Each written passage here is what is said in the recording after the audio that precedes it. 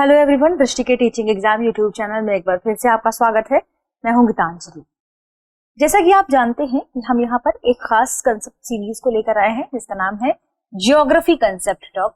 और geography concept talk के अंतर्गत हम किसके बारे में चर्चा करते हैं? जियोग्राफी कंसेप्ट टॉक के अंतर्गत हम नेट जेआरएफ के भूगोल विषय के पाठ्यक्रम में मौजूद जो हमारे पास 10 यूनिट है, उन 10 यूनिट में कौन से टॉपिक हैं, ये कौन से खास इंपॉर्टेंट विषय है, टॉपिक है जिन्हें जानना, जिन्हें पढ़ना, जिन्हें विस्तार से समझना, जिनके कंसेप्ट को समझना हमारे लिए जरूरी है, उन पर चर्चा यहाँ करते हैं। ठीक है, तो ज्योग्राफी कंसेप्ट टॉक के अंतर्गत आज हम किस खास टॉपिक पर चर्चा करेंगे? आज हम समझेंगे मृदा के बारे में, मृदा के निम्नीकरण के बारे में। और यदि ये वीडियो बहुत लंबी हो जाती है तो फिर आगे अगली वीडियो में हम जानेंगे मृदा अपर्दन के बारे में। ठीक है, यानी ये जो सीरीज है जो मृदा से जुड़ी हुई है, आप समझ सकते हैं, ये जो वीडियो मृदा से जुड़ी हुई है, हो सकता है कि आपको 2 भाग में मिले, जिसमें हम पहले भाग में मृदा और मृदा निम्नीकरण के बारे में पढ़ेंगे और इसके दूसरे भाग में हम मृदा अपर्दन को समझने की कोशिश करेंगे। इंपॉर्टेंट बात, सबसे इंपॉर्टेंट बात कि आखिर मृदा है क्या? क्यों? क्योंकि इस विषय को समझने से पहले सबसे ज्यादा इंपॉर्टेंट हो जाता है कि मृदा क्या है। तब तो हम समझ पाएंगे कि जो सॉइल डिग्रेडेशन है, यानी मृदा निम्नीकरण है, और सॉइल इरोजन है, यह क्या होता है। ठीक है, तो सबसे इंपॉर्टेंट बात, जब हम मृदा निम्नीकरण को पढ़ेंगे तो जरूरी है कि यह मृदा क्या है और फिर निम्नीकरण का अर्थ क्या है, जिसमें मृदा निम्नीकरण का अर्थ क्या है। देखिए, मृदा यानी मिट्टी, यानी सॉइल, हम इससे परिचित हैं। हमारे आसपास बहुत सी प्रकार की मिट्टियां पाई जाती हैं और भारत की एक खास बात यह है, चूंकि भारत अलग अलग उच्चावचों से निर्मित है। भारत की यदि हम बात करें तो भारत अपने प्राकृतिक संसाधनों के मामले में काफी समृद्ध देश है। 7वां सबसे बड़ा क्षेत्र है भारत के पास पूरे विश्व में। तो यदि हम भारत की बात करते हैं तो भारत में हम सभी जानते हैं कि लगभग 43% क्षेत्र भारत का पर्वतीय क्षेत्र है, या पर्वतीय हिस्से से घिरा हुआ है, जहां पर आपको कई प्रकार के उच्चावच देखने को मिल सकते हैं पर्वतीय क्षेत्रों में भी। ठीक है, लगभग भारत का 30% हिस्सा मैदानी क्षेत्र से कवरेज है, या मैदानी भाग से कवरेज है, और यह पूरे क्षेत्र में कृषि योग्य क्षेत्र है, उद्योग निर्माण के लिए उपयोगी क्षेत्र माना जाता है। कौन सा? मैदानी क्षेत्र। और वहीं लगभग 27% हिस्सा है भारत का जो पठारी भागों से संलग्न है, और यह वह हिस्सा है जहां पर आपको बहुत अधिक मात्रा में खनिज तत्व या खनिज युक्त जो अन्य प्रकार के हमारे लिए लवण हो सकते हैं, खनिज क्षेत्र हो सकते हैं, माफ कीजिएगा, खनिज क्षेत्र ही है। वे खनिज क्षेत्र कहाँ पाया जाता है? इन पठारी क्षेत्रों में पाया जाता है। जैसे आप एग्जाम्पल के तौर पर छोटा नागपुर का पठार देख लें। ठीक है, भारत में अन्य पठारों की बात करें तो मालवा का पठार, बहुत सारे ऐसे पठार है जो बहुत ही फेमस है। छोटा नागपुर का पठार अपने खनिज क्षेत्रों के लिए, खनिज के लिए बहुत फेमस माना जाता है भारत में। तो यदि हम बात करें भारत के संदर्भ में तो देखिए काफी समृद्ध है, विभिन्न प्रकार के उच्चावच पाए जाते हैं।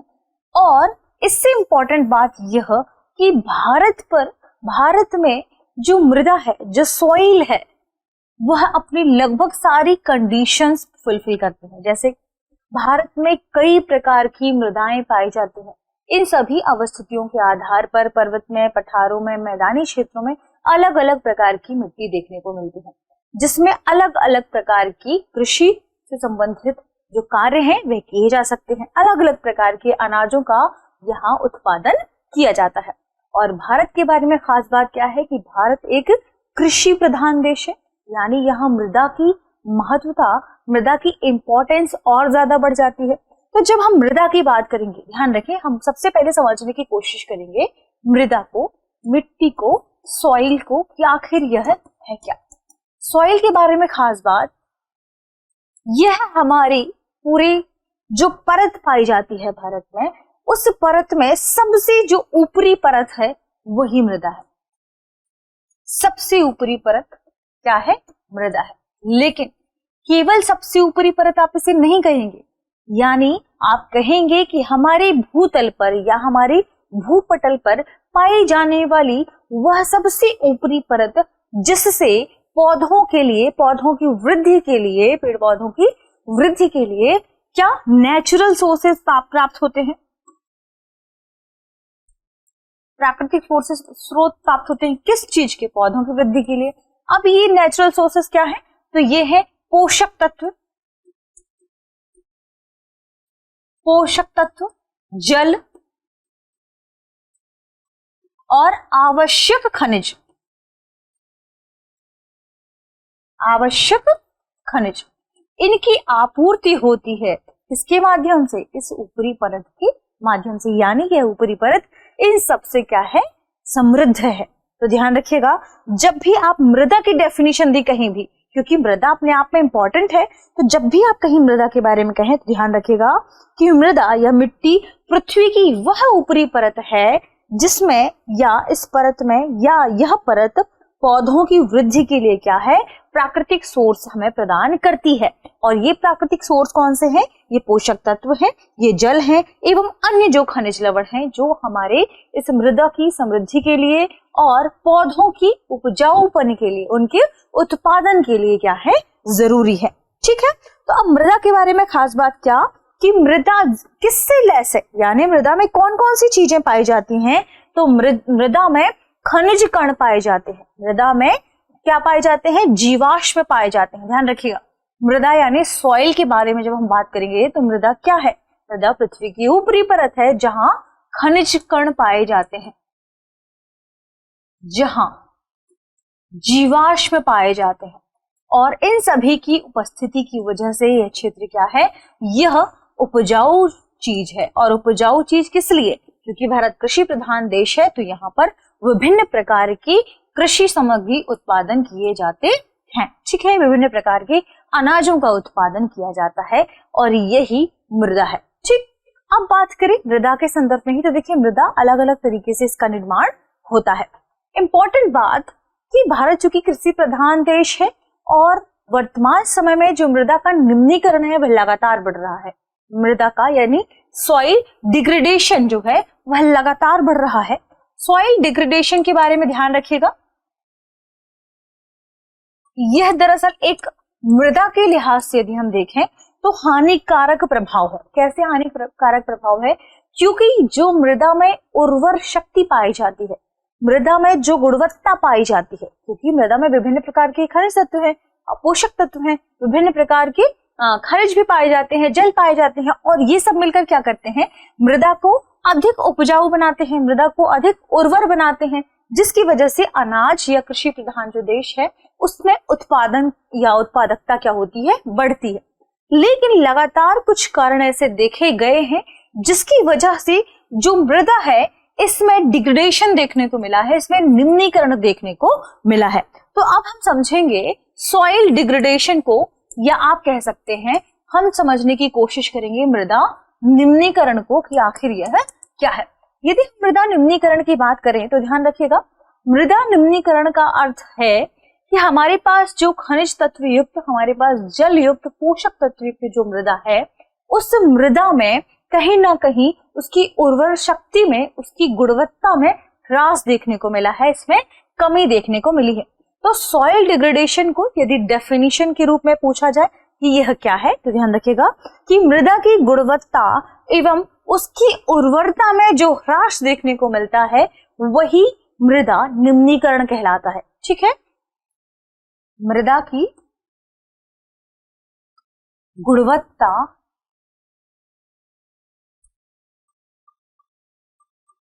एवं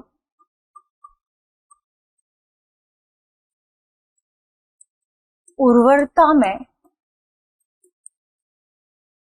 ह्रास को क्या कहते हैं? मृदा निम्नीकरण कहते हैं। मृदा निम्नीकरण कहते हैं। ठीक है, यानी यही क्या है? यही सॉइल डिग्रेडेशन है।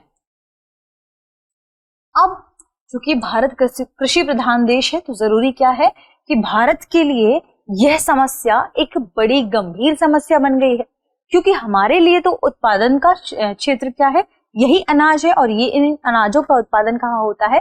सॉइल में होता है, मृदा में होता है।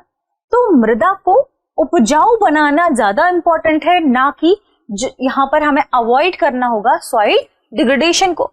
तो भारत के लिए मृदा निम्नीकरण एक गंभीर समस्या बन के आई है, जिसके पीछे कुछ कारण बताए गए, यानी किन कारणों की वजह से मृदा का निम्नीकरण देखने को मिला है, इसके कुछ कारण हैं जिनके बारे में हम चर्चा कर लेते हैं। यानी मृदा निम्नीकरण के कारणों को समझने की कोशिश करते हैं।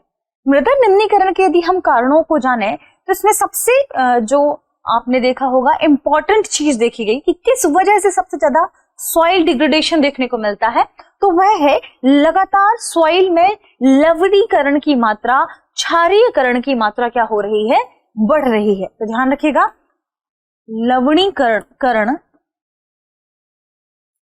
एवं क्षारीयकरण,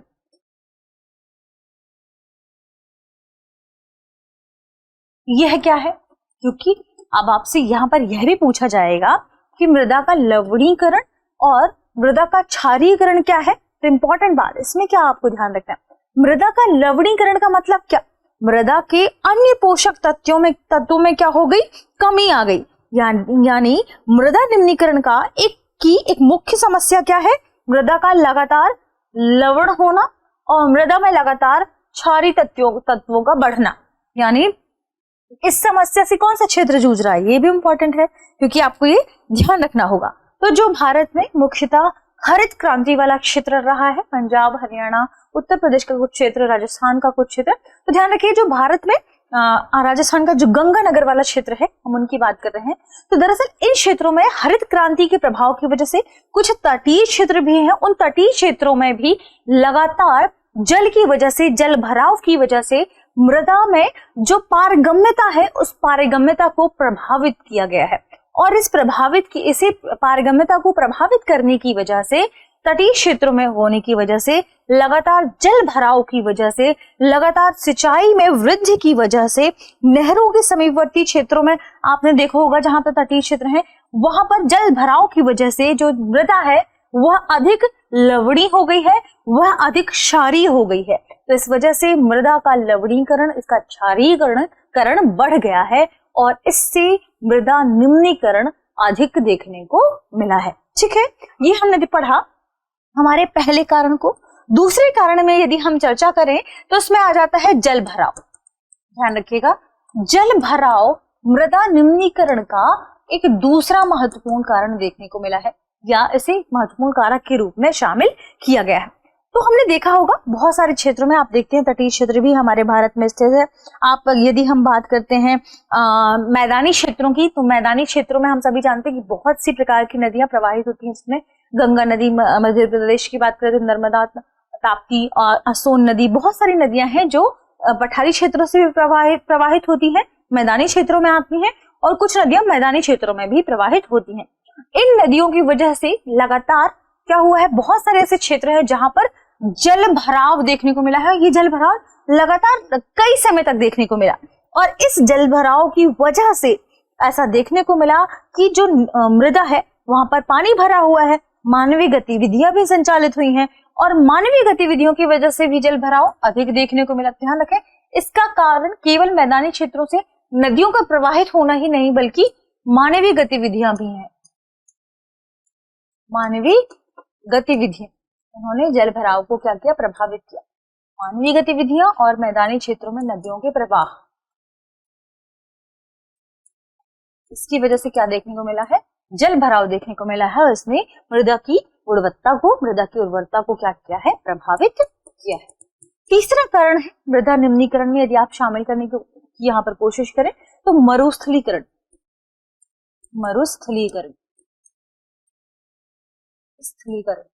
मरुस्थलीकरण क्या है? मरुस्थलीकरण का मतलब यह है कि भारत की ही संदर्भ में हम चर्चा कर रहे हैं, तो भारत में ऐसे बहुत से क्षेत्र देखने को मिले हैं। यदि बात करें प्रायद्वीपीय पठारी भाग की, तो जो वृष्टि छाया क्षेत्र है उस क्षेत्र में, और भारत के उत्तर पश्चिमी हिस्से में आपने देखा होगा जो मरुस्थल है या मरुस्थली भाग है। ध्यान रखें, मरुस्थल का लगातार प्रसार देखने को मिला है, लगातार प्रसार देखने को मिला है। और मरुस्थल भाग का लगातार प्रसार ही क्या कहलाता है, मरुस्थलीकरण कहलाता है, डेजर्टिफिकेशन कहलाता है। तो ध्यान रखिएगा, मरुस्थलीय भाग का लगातार प्रसार मरुस्थलीकरण कहलाता है और मरुस्थलीय भाग के लगातार प्रसार की वजह से खासकर उत्तर पश्चिमी भारत और वृष्टि छाया क्षेत्र पठारी भागों में इसकी प्रसार की वजह से जो मृदा की गुणवत्ता है, मृदा की जो उर्वरता है, उसमें ह्रास देखने को मिला है। क्यों? क्योंकि यहाँ पे जीवाश्म की अनुपस्थिति है। यहाँ वाले क्षेत्र में आपने देखा होगा जो जल भराव वाला या आप कहें मृदा में जो जल पाया जाता है, इसकी अनुपस्थिति पाई गई है। तो इसकी वजह से जो मृदा है वह प्रभावित हुई है, मृदा में निम्नीकरण देखने को मिला है। ठीक है, इसके अलावा और इम्पोर्टेंट बात जो खासकर अभी फिलहाल जो वर्तमान परिदृश्य देखने को मिल रहा है, उसमें बहुत लगातार ये समस्या बढ़ती जा रही है, वह है अपशिष्टों का लगातार जमाव देखने को मिल रहा है।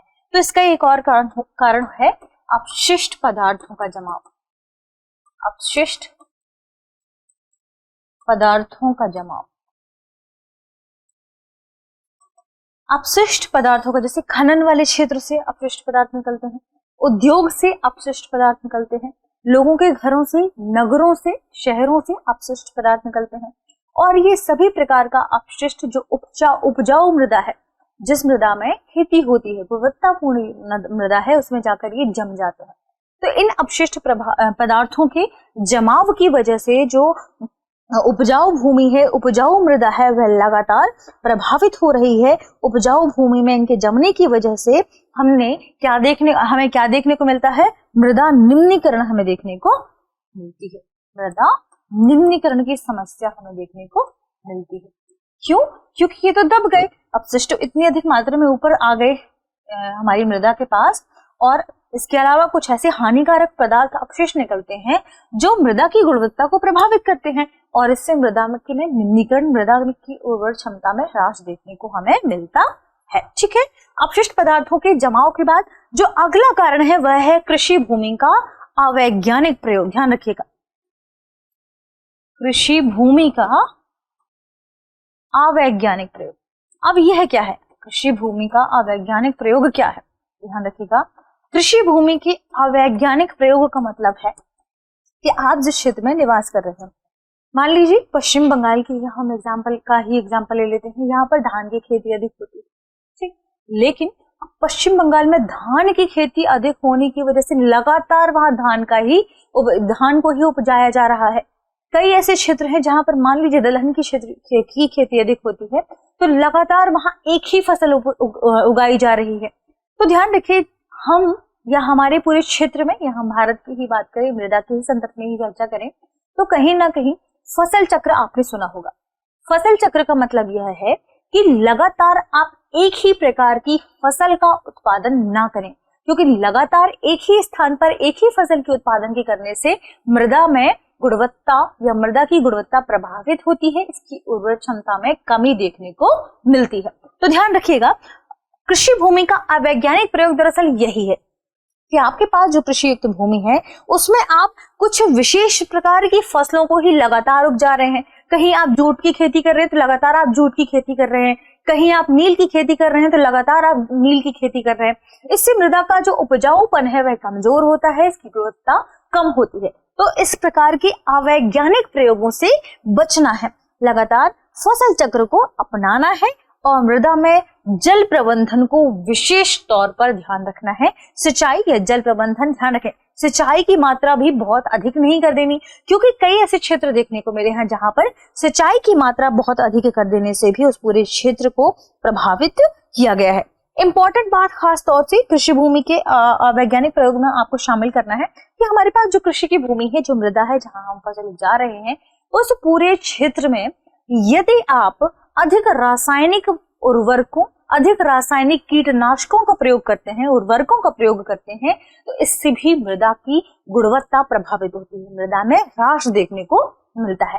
तो कहीं ना कहीं ये मृदा के या कृषि भूमि के अवैज्ञानिक प्रयोग में शामिल किया जाता है। इसके अलावा यदि हम इसकी अवैज्ञानिक प्रयोग को ही देखें तो ध्यान रखिएगा, जो भारत में कृषि क्रांति वाला, हरित क्रांति वाला क्षेत्र है, वहां पर लगातार बहुत अधिक मात्रा में सिंचाई कर देने की वजह से, कीटनाशकों के प्रयोग की वजह से मृदा की गुणवत्ता, मृदा की जो उर्वरता है वह प्रभावित हुई है। इसके अलावा तमिलनाडु, पश्चिम बंगाल वाले क्षेत्र में धान की खेती लगातार कई बार करने की वजह से और धान की उत्पादन में वृद्धि के लिए कीटनाशकों की अधिक उपयोगिता की वजह से उस पूरे क्षेत्र में मृदा निम्नीकरण का क्षेत्र देखने को मिला है और ये क्षेत्र क्या हो गया है, बढ़ गया है। ठीक है, तो ये हमने मृदा निम्नीकरण का 5वां कारण पढ़ा है और मृदा निम्नीकरण का ही 6वां कारण है मृदा अपरदन। और मृदा अपरदन यानी सॉइल एरोजन को हम पढ़ेंगे हमारी अगली वीडियो में, जो कि एक इंपॉर्टेंट और थोड़ा सा बड़ा टॉपिक है, ध्यान रखिएगा, सॉइल एरोजन। तो मृदा निम्नीकरण या कह सकते हैं कि मृदा, क्योंकि सॉइल एरोजन के बारे में प्रश्न पूछा भी जाता है, इंपॉर्टेंट भी है, पूरा टॉपिक है, तो सॉइल एरोजन को हम अलग वीडियो में ठीक से और विस्तार से कवर करेंगे। ठीक है, तो आज की वीडियो में आपने समझा मृदा के बारे में, सॉइल के बारे में, और आपने जाना कि मृदा निम्नीकरण आखिर क्या होता है, किन किन कारणों की वजह से मृदा निम्नीकरण देखने को मिलता है, और इससे बचने के लिए जरूरी क्या है, बहुत अधिक जो सिंचाई है उसे रोकना है, हमें फसल चक्र को अपनाना है, अलग अलग प्रकार की फसलों का उत्पादन करना है, एक ही प्रकार की फसल की उत्पादन, एक ही प्रकार की फसल की बुआई से हमें बचना है, एक ही स्थान पर अलग अलग पैटर्न को हमें अपनाना है। ठीक है, बहुत अधिक रासायनिक उर्वरकों के प्रयोग को कम करना है और जितना हो सके जैविक कृषि या जैविक खेती की तरफ अपने आप को बढ़ाना है। ठीक है, क्यों इंपॉर्टेंट है ये सारी चीजें जानना, क्योंकि भारत एक कृषि प्रधान देश है। ठीक है, तो इस टॉपिक को हम यहीं पर समाप्त करते हैं, मिलते हैं हमारे अगले टॉपिक के साथ और कुछ खास अन्य तथ्य जानकारी के साथ। तब तक आप पढ़ते रहें, रिवीजन करते रहें। शुक्रिया।